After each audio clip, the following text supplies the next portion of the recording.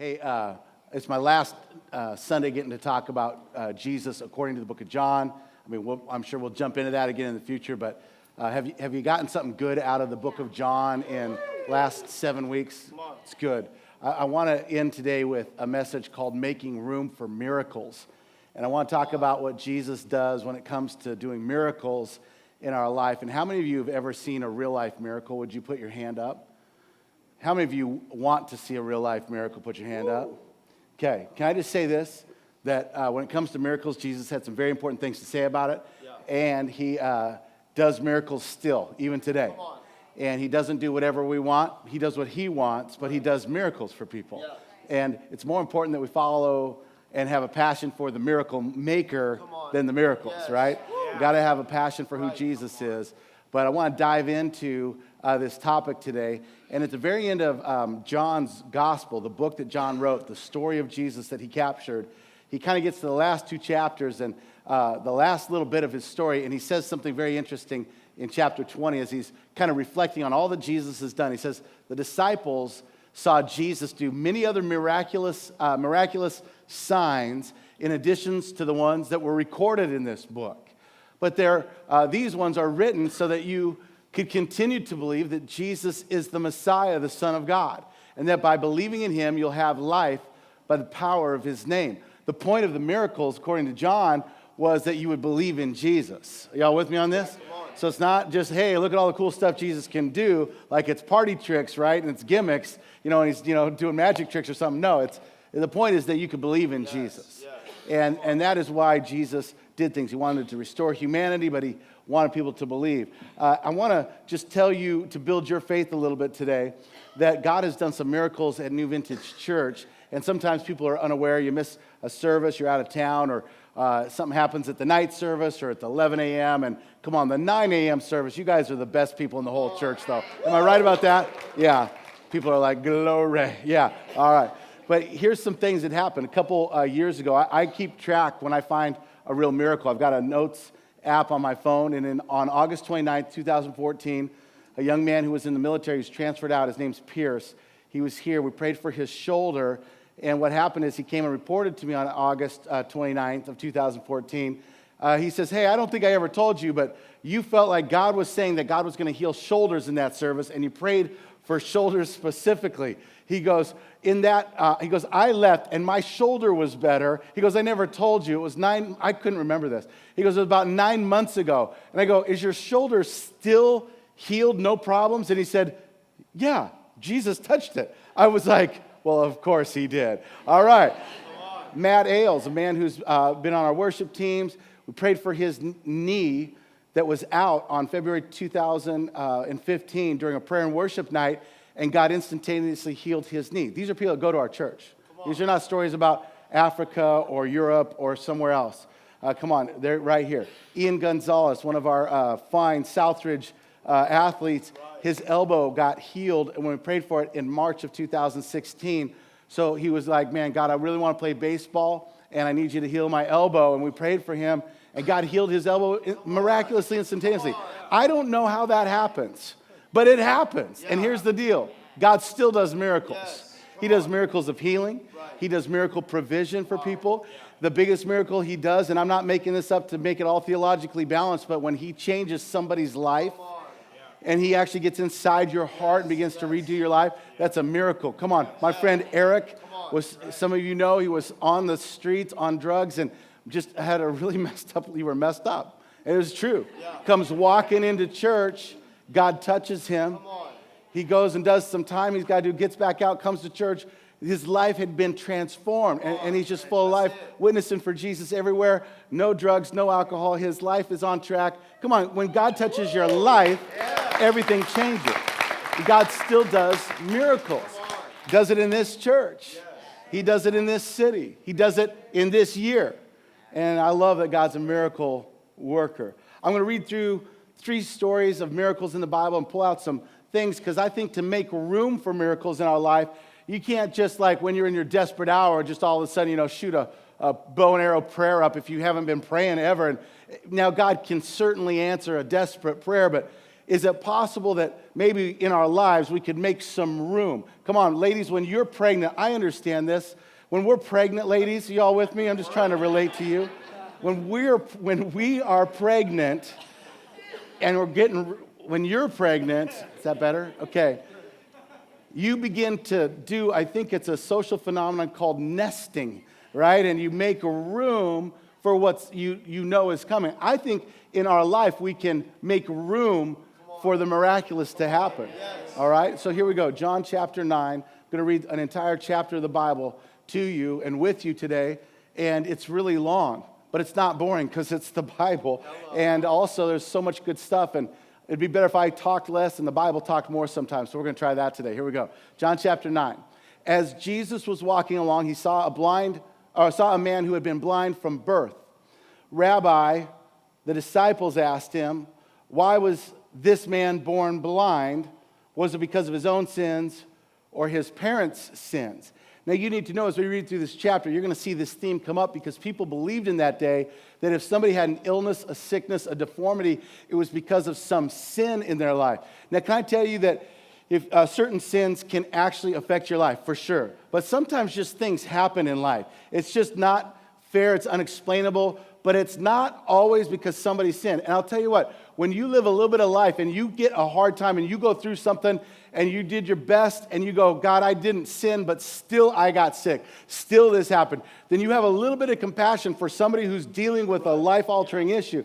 But the disciples and the Pharisees, as we'll see, they actually believed that this guy, it was because either he sinned before he was born or his parents sinned, and that's why he was cursed with this. And then Jesus says it was not because of his sins or his parents' sins. This happened so the power of God could be seen in him. We must quickly carry out the tasks that are assigned to us by the one who sent us. Night is coming and no one can work, but while I'm here in the world, I am the light of the world. And then he spits on the ground and he made mud with his saliva and he spread the mud over the blind man's eyes. And he told him, go wash yourself in the pool of Siloam, which means sent. So the man went and washed and came back strong. Now, this is a really interesting story here because Jesus spits in the dirt, which would be a little weird to watch Jesus spit. I mean, you know what I'm saying?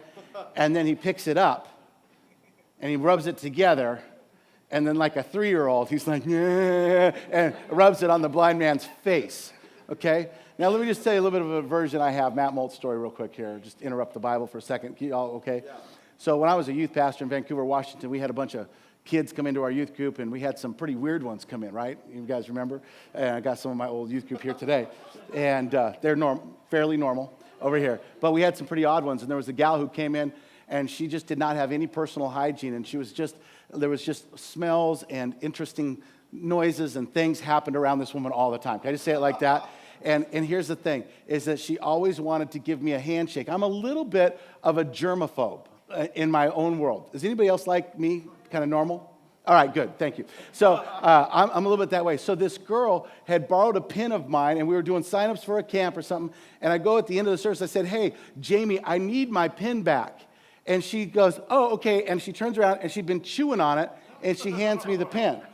Now, I take the pen, and the cap had been put over the ink side, and I pull the cap off, and a tube full of saliva from the cap comes all down my hand.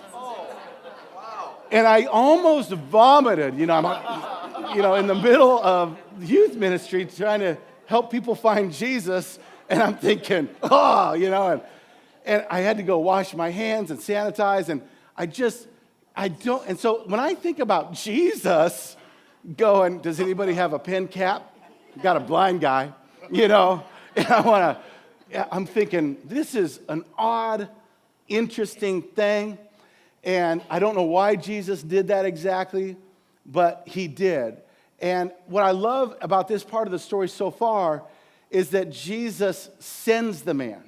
And he obeys, and it's in that moment that the miracle happens. In fact, he sends him to a place called Sent. And can I tell you that sometimes making room for the miraculous in your life is when you go where God has told you to go, when you obey the sending of God.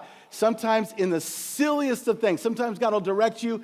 He'll spit in the dirt, rub it on your face, and go, now go over to this specific place, do exactly as I tell you, and then come back. And it's in the setting of the table of making room to say, Jesus, whatever is ridiculous, if it'll bring the miraculous, I'll do it. And it's in following and obeying Jesus that this begins to happen. His neighbors and others who knew him as a blind beggar asked each other, isn't this the man who used to sit and beg? And some said he was. Others said, no, he just looks like him, because they couldn't believe that this guy would be up and walking around. The beggar kept saying, yes, I am the one. They asked, who healed you and what happened? And he told them, the man they called Jesus made mud, spread it over my eyes, and told me, go to the pool of Siloam, wash yourself. So I went and washed, and now I can see.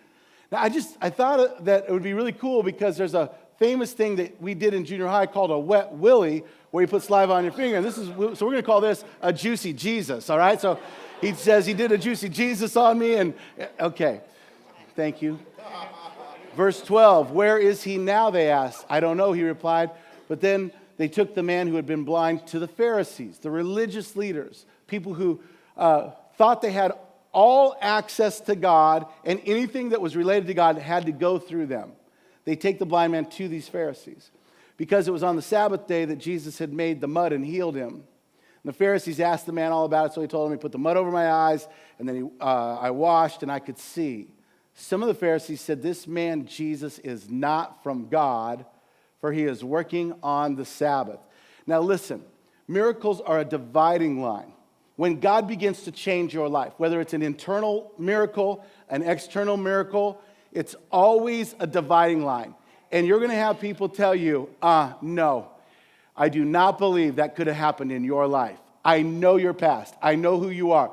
But here in this story, this becomes a really divisive thing, and it actually blows up. So he says, where is he now? I told him the Pharisees asked the man. The Pharisees said, this man Jesus is not from God. He was working on the Sabbath. Others said, but how could an ordinary sinner do such miraculous signs? So here's the dividing line. It says in the Bible, there was a deep division of opinion among them. Now, I don't know about you, but sometimes it's really clear what God does. He healed a blind man. And yet, sometimes in the miracle, listen, can I just say it this way? Sometimes in the miracle of what New Vintage is, there's division about what it is. Wow. Sometimes in the miracle God's done in your life, there's division in what people's opinions are about you. But the reality is that God did something, and people can't deny it, so they got to choose a side. Verse 17, then the Pharisees again questioned the man who'd been blind and demanded, what is your opinion about this man who healed you? The man replied, I think he must be a prophet. Now you got to understand, this is the biggest compliment in that culture that somebody could have paid. They said, he's a prophet. He has to be. He has to be one who, in the history of Israel, had the greatest power to speak to the nation and lead spiritually, was a prophet. Interestingly enough, when prophets would come in the history of Israel, the people of Israel in that day would reject the prophet and not listen to the message from God that the prophet had. Sometimes it would take years and decades later before they would honor the man that they killed as a prophet. And it's interesting that this man says he has to be a prophet. The Jewish leaders still refused to believe the man who had been blind and could now see, so they called in his parents. And they asked them, now what parent's going to lie for their children? All of us. All right. And they said, is this your son? Was he born blind? If so, how can he now see? Parents replied, we know this is our son, and we know that he was born blind, but we don't know how he can see or who healed him. Ask him. He's old enough to speak for himself. His parents said this because they were afraid of the Jewish leaders who had announced that anyone that said Jesus was the Messiah would be expelled from the synagogue. That's why they said he's old enough to ask him. So for a second time, and it's actually the third time that they called the man in, the second time that they had done, but now the man's being interrogated by everybody. And they said, God should get the glory for this because we know that this man, Jesus, is a sinner. Notice how the dividing line gets stronger and stronger. And then it says this, I don't know whether he is a sinner, the man replied, but I know this. I was blind, but now I see. I know this. I used to really be a party animal, and now I'm not a party animal anymore. I used to be completely perverted in everything I thought, every joke, everything. I could turn it into something nasty, and now I don't. Now I see people as people. I used to be addicted to drugs and alcohol, and I couldn't stop, and now I'm not. I used to not be able to walk right, but I got touched by God, and now I can walk right. I used to have this heart condition, and now I don't. I don't know what your division is and what your opinion of Jesus is. I can tell you the truth. I was blind, but now I can see.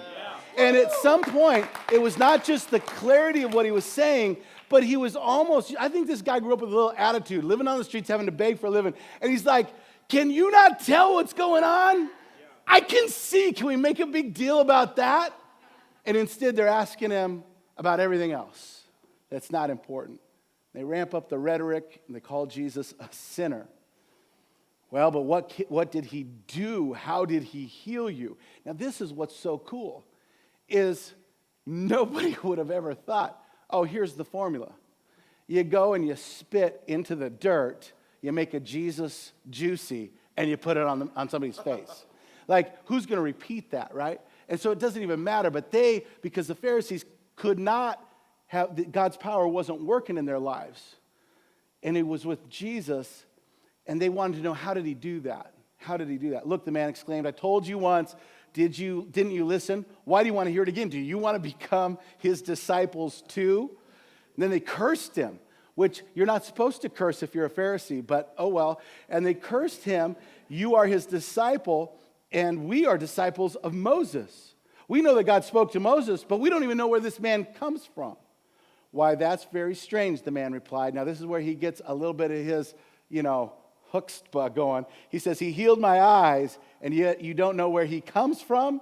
We know that God doesn't listen to sinners, but he is ready to hear those who worship him and do his will. And ever since the world began, no one has been able to open the eyes of someone born blind. If this man were not from God, he could not have done it. I'm telling you, when God begins to work a miracle in your life, you'll become bold. You will not back down. And you'll go, yeah, you think I couldn't because I used to, but that just proves the point that God does exist, because I could not have gotten where I'm at today if it wasn't for him. And it's like somebody just needs to do a little jig and go, I used to be blind, and I don't know what you think about God. I know that he's from God, whether you do or not, because there's no way I could have fixed this. No way I could have fixed this. The way I talk, the way I do everything, God has to exist.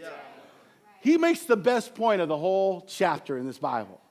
He's the most unridiculous man, making everybody else look utterly ridiculous. And he's probably looking around going, cool columns. That's a really pretty lady over there. Wow. He's never seen it, Hummus. You know what I mean? And they're asking him about, who's the sinner and all. And he's like, I can see. I mean, can you see the story coming alive here? Here's what they say in verse 34 to this man. They said, you were born a total sinner because he was blind. Are you trying to teach us? And they threw him out of the synagogue. Listen, sometimes a miracle will get you kicked out of a church in some places. Some places it won't. But the reality is, if somebody's all about their rules and their religion, and God's Spirit touches you, and you don't know what to do with it, you're like, man, the Holy Spirit's been on me. He's done something in me. Some churches don't like that. They're like, hey, we really like it. It's all calm and cool, and all the stories are the same every week. And that's just the way it is. They get him kicked out. Then Jesus heard what happened. He found the man and he asked him, do you believe in the Son of Man? Which is code in Bible that the prophet Daniel used to describe the coming Messiah. And he says, do you believe in the Son of Man? And the man answered, who is he, sir? I want to believe in him. He says, you've seen him, Jesus says, and he's speaking to you. Yes, Lord, I believe, the man said. He worshiped Jesus. And Jesus said, I entered into this world. He begins to talk to the crowd. I entered into this world to render judgment, and that's this: to give sight to the blind and to show those who think that they see that they are blind. Wow. Some Pharisees who were standing nearby heard that. They said, are you saying we're blind? And Jesus is not trying to put anybody out. He's trying to get everybody on board. And so he says with some grace, if you were blind physically, you wouldn't be guilty, but you remain guilty because you claim that you can see spiritual things. This is what Jesus was saying. Miracles, first thing about from this story is miracles make you decide. They make you decide who Jesus is. And they make you decide, is he the Messiah or is he just a common sinner? Was he just one of us or is he somebody different? And I'm telling you, miracles are great for that. And they really do draw a dividing line. And when somebody's life gets turned around, you have to wrestle in your own heart. Who did that and who are they? Right. And there's something powerful about that. And the other thing is that I love that Jesus cares about this man. He's not just healing this man. He hears how this man goes on trial, and Jesus comes behind the scenes and finds the man and continues to pastor him, continues to speak into his life. He tells him, I want you to know who it is that healed you. I want you to have full confidence that God loves you and touched your life. I love it. Listen, God can do miracles anytime, all the time, if he wants to. And he does miracles sometimes that we're not even aware of. But can I tell you that Jesus isn't just wanting to shoot a gun at you with a miracle bullet and go, I'm done here, I'm out. No, he wants to stick around. He wants to be in your life. He wants to help you. He wants to let the miracle grow inside of you. And I love that Jesus is so passionate. I almost made this message called the bandwagon, getting on the bandwagon, because a lot of people got on the bandwagon with Jesus. And the bandwagon is what I am when it comes to the what's this, Golden State Warriors, I love this team, Golden State Warriors. Oh, yeah. So I'm a bandwagon Golden State Warriors fan, only because I dislike LeBron James immensely, more than I can actually admit to when I'm standing in a pulpit. But I don't like him, and I have my reasons, and it's got very, very quiet in here. But I got on the bandwagon of Golden State and cheered them on simply because I had a common enemy. In the olden days, a bandwagon was literally what P.T. Barnum and the circus had, a huge wagon big enough to put an entire band on. What would happen is they'd go in to announce that they were coming to do the circus. Well, then, funny that a circus wagon would be used by politics, but politicians ended up renting this bandwagon, and they would get up on the bandwagon and drive through town, and people who were supporting that politician would jump onto the bandwagon and yell, go whatever, whatever that person's name is. And people would jump on the bandwagon because it was fun to ride through town, but they might not really support the person whose name was at the front of the bandwagon. Yeah. And this is where that whole phrase comes from. And there are people, and there's maybe some of us today, in some way, we're bandwagon followers of Jesus. We're like, woohoo, a miracle. But when Jesus wants to say, hey, I want you to do A, B, and C, we go, well, I'm just on the bandwagon. I'm jumping off. I got to go home now. And God wants us to go beyond the bandwagon and not believe in Jesus because he can do a miracle, but because he is the miracle. Yes. He wants us to be on board with who he is, not just what he does. Here's a way you can know if you can get off the bandwagon. Would you follow Jesus your whole life if you never saw what you thought was a miracle? Wow. Could you still follow Jesus simply from who he is? Can you celebrate somebody else's miracle as evidence of God's goodness? Or does it have to happen in your life for God to be good? I shared a story from the pulpit when we got our house that we're living in right now, and it was really a miracle how that all unfolded. I was so excited about the goodness of God and what he did for us that I shared that story in a message and the scripture that God gave me for the address of our house and how he opened up the doors, and we had 3 days left before our advanced financing or whatever ran out, and we would have had to start the process all over. It was in the summer. We were living in our friend's basement with no air conditioning. We were desperate, and God opens up a miracle door, and I share that story, and some people are cheering on and going, yeah, that's awesome. But I had a lady after church who'd been in our church for a year and a half, comes up to me, and she's like, you can't keep saying stuff like that. I said, like what? Like God gave you this house. And I said, what do you mean? And she said, you can't do that. She goes, God's never done that for me, and I don't know that God gives houses away, and da-da-da-da-da. And she just went on a rampage. And I just stood there, and I thought, okay, I'm trying to be pastoral. And then something inside me said, And I said, you know what?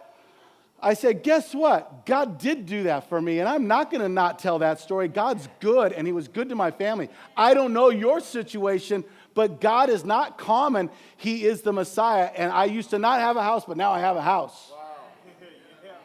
I was just going to celebrate. But can you celebrate somebody else's miracle? Yes. Or are you praying for something? God does the same exact answer, but not for you, for somebody else. And you're like, God. And you're a complainer. No, come on. We got to celebrate that God is doing miracles. Even if it's for somebody else. Because your day might be coming. Your day might be coming. All right, story number 2 is a lot shorter, but it's good. You ready? This is John chapter 6. I call it a line cook's nightmare. A line cook's nightmare. If you were a line cook ever in life, you'll understand this story. After this, Jesus crossed over to the far side of the Sea of Galilee, also known as the Sea of Tiberias. A huge crowd kept following Jesus wherever he went because they saw his miraculous signs as he healed the sick. They were chasing the miracles, not the man. Then Jesus climbs on a hill, sat down with his disciples around him. Soon, Jesus sees a huge crowd of people that are coming to look for him. Turning to Philip, which is one of his disciples, he says, they're up on the hillside, and he's like, look, can you see them all coming? He says, where can we buy bread to feed all these people? It's a good question. He was testing Philip, for he already knew what he was going to do. And just so if you never heard this story, what Jesus was going to do is he's going to take some kid's little Star Wars lunch pail, open it up, take out the fish and the breadsticks, and pray, and then multiply it, start breaking it, and giving it out. And there was enough to feed 5,000 men, their wives and their kids, and there was still basket loads left over, okay? So that's the miracle Jesus is going to do. But here it says he was testing Philip, for he already knew what Jesus was going to do. And Philip replied, even if we worked for months, we wouldn't have enough money to feed all these people. Jesus, stop doing so many miracles. We can't handle all these people. Now, I understand this. We're trying to buy this building and raise $1 million to build a new sanctuary because more people are coming to our church than we have chairs for. Okay? And so I go, we don't have the money. Jesus, stop. Maybe we should preach worse. Maybe we, get some of the worst singers. We have worst singer tryouts instead of, it's not working. And Philip is looking with his natural eyes at the situation. Here's what I want you to learn. Number one, in your situation, when you're facing something that needs a miracle, Jesus already knows what he's about to do. He already knows. He has miracle power, and he already knows. He's got a plan. And we see it for the first time. We're on the hillside setting up, and Jesus goes, turn around, look what's coming. And we're like, whoa. And he goes, hey, what do you think we ought to do? What he was trying to teach Philip was this. When you come up against a circumstance that's way beyond what you could do in the natural, because Philip processes, he's an analyst, and he begins to pull out his iPhone app with his calculator, and he goes, okay, if it's this many people, it would take this much money. And he literally calculates in the original language, it would take at least 200 denarii. Like he's saying it would take a year's worth of wages in order to feed all these people one meal. Like he actually calculates in the natural how hard it would be. And this is what we do when we face a difficulty. We go, I'm going to have to do this. I'm going to have to pay this off. I'm going to start taking these vitamins. I'm going to have to get up early. I need to pray more. I need to do A, B, and C. And God's saying, I want you to know I already got it figured out. What do you think we should do? And what Jesus is trying to get you and me to do is to see our situation with divine resources first, not human resources. And if you're going to have faith in what God's going to do, and you're going to make room for miracles in your life, you're going to hit some difficulties. Listen, everybody loves miracle stories, but nobody wants to be born blind. Everybody wants a miracle story like Lazarus, but nobody wants to die. Everybody wants the miracles, but the reality is we go through years of our life needing a miracle sometimes. And when Jesus says, I want you to take a look at it. I want you to look at what's going on and what should we do? He's not asking you to calculate. He's asking you to sit. He's trying to get you to go, this is too much for me. I'm not even going to try to figure it out. I'm going to go to divine resources. Father, what are you going to do? Would you tell me what you're already planning to do here? I'm telling you, we can make room in our life for miracles by trying to have a first instinct when problems come of going, we ought to pray about this. We ought to pray about this. And man, this is something God's working in me. we try to dig our way out. God's trying to he's ready to deal with it. We're trying to dig our way out. Yeah. And we can't just do it. We got to work where we can work, but where you can't work, make your first turn towards divine resources. All right, third story. You ready? Yeah. Third story is about miracles there's a lot of miracles in John's book, but this one I wanted to read to you. John chapter 4, calling this Miracle for a Desperate Dad. Miracle for a Desperate Dad. It's John chapter 4. That's not up on the screen, but it is chapter 4. As Jesus traveled through Galilee, he comes to Cana, which the author, John, notes an interesting thing about this area. He says, where Jesus had turned the water into wine. There was a government official in a nearby town, Capernaum, whose son was very sick. And when he heard that Jesus had come from Judea to Galilee, he went and begged Jesus, would you come to Capernaum, heal my son who was about to die? And Jesus asked this question, will you never believe in me unless you see miraculous signs and wonders? And it seems like Jesus is being harsh, but the reality was that when word got out that Jesus was doing miracles, people started wanting him for all their personal things, and he just probably got tired of it. Like, look, I'm doing what God sent me to do. I'm going to the towns God's telling me to go to, and people keep interrupting me. I can't sleep. I'm not eating right. I'm spending all my time. I'm tired. And he was frustrated not because he was doing miracles. He was frustrated because, again, the point of the miracles is to get people to believe. And he thought, this man isn't looking to believe in me. Wow. He's like, would you just come over to my town and do a miracle and do your pony trick over here? Yeah. And Jesus goes, how much do I got to do for you to believe? Yes. And here, the way the man answers is this. The official pleaded, Lord, please come now before my little boy dies. And Jesus is now turned and going, this man is not looking for a trick. This man is desperate. He's praying. He's believing. If God exists, this is my shot. This is my chance. Jesus hasn't been through here since I heard the rumor about the water turning into wine, but he's back. I got to go see him. He's back. I got to go see him. And so here he says that. Jesus tells him, all right, go back home. Your son will live. The man believed what Jesus said and started home.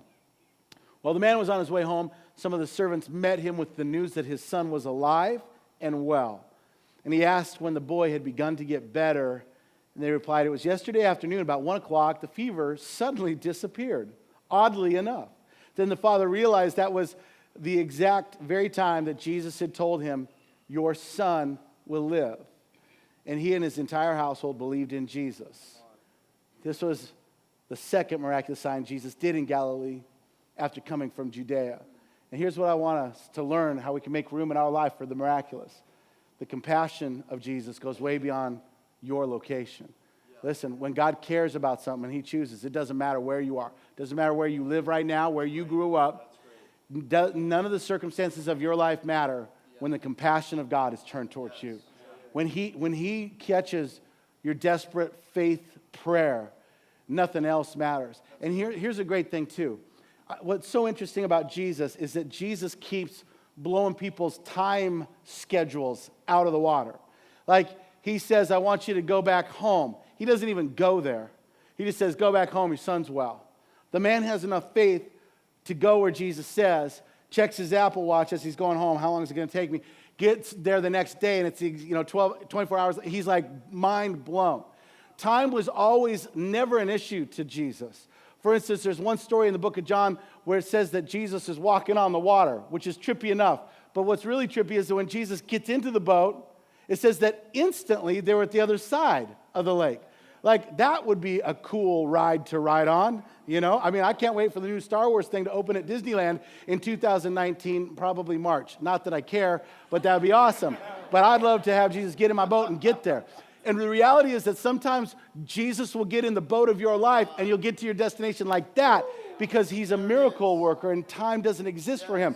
The reality is that Jesus messes with time and location. When Lazarus died and when he was sick, they sent word and they said, go get Jesus.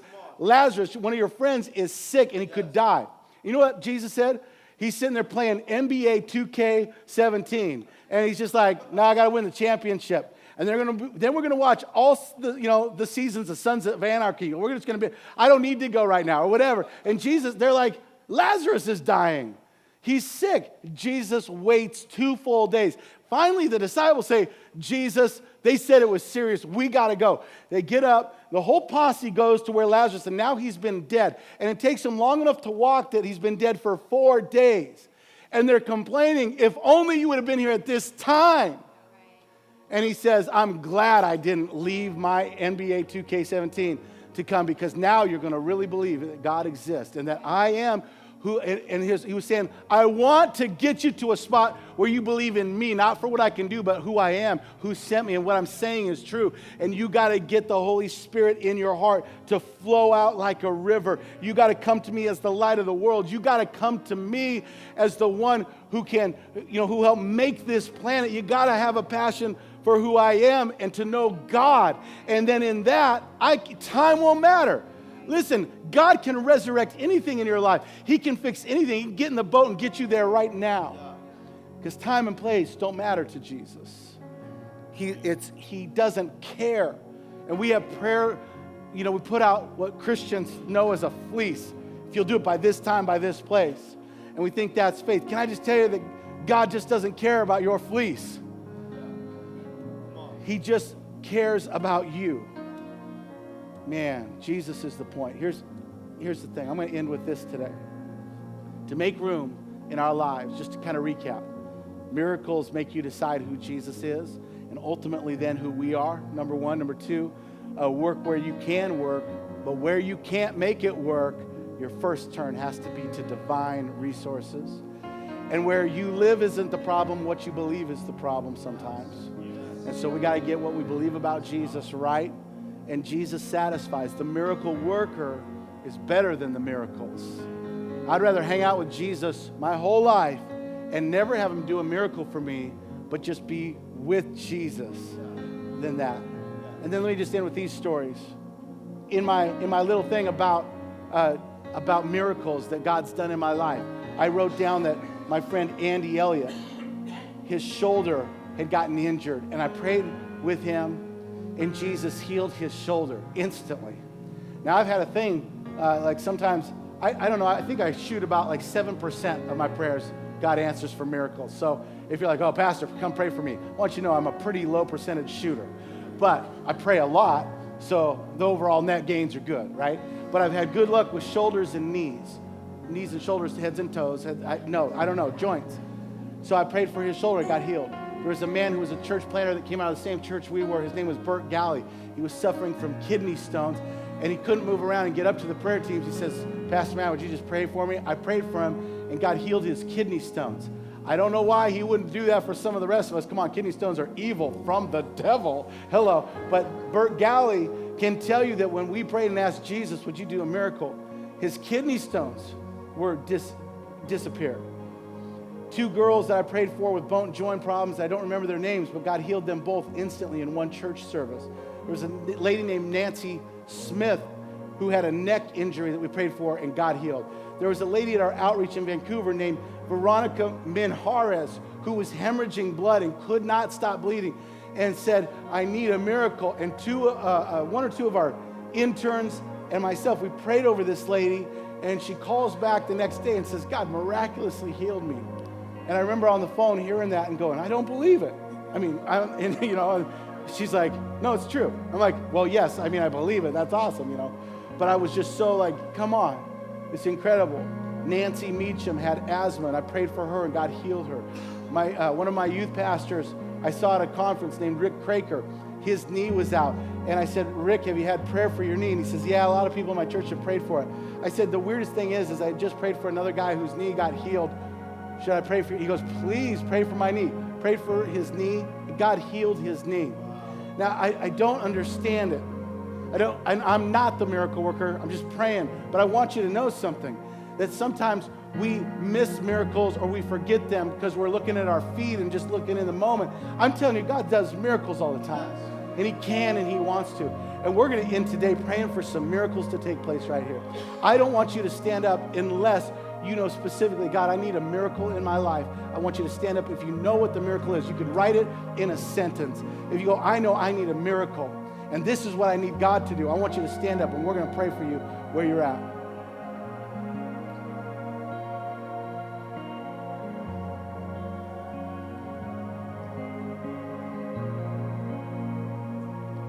I'm looking at this and going, God, it's too many miracles. It's too much. But God's going, I want you to look for divine resources.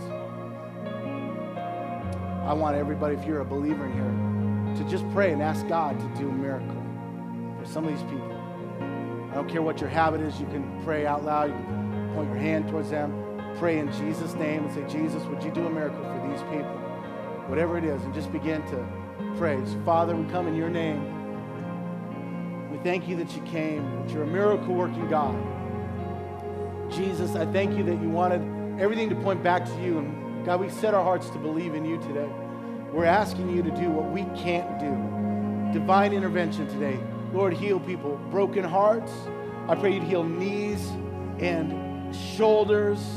I pray you would straighten backs today. Lord, I pray that you would heal blood disorders. Lord, any single thing that's here, Lord, I pray that your divine healing power would just show up. Let there be testimonies of the goodness of God. Let people come to believe in you because of your power that showed up because you care about us. Lord, we thank you for this.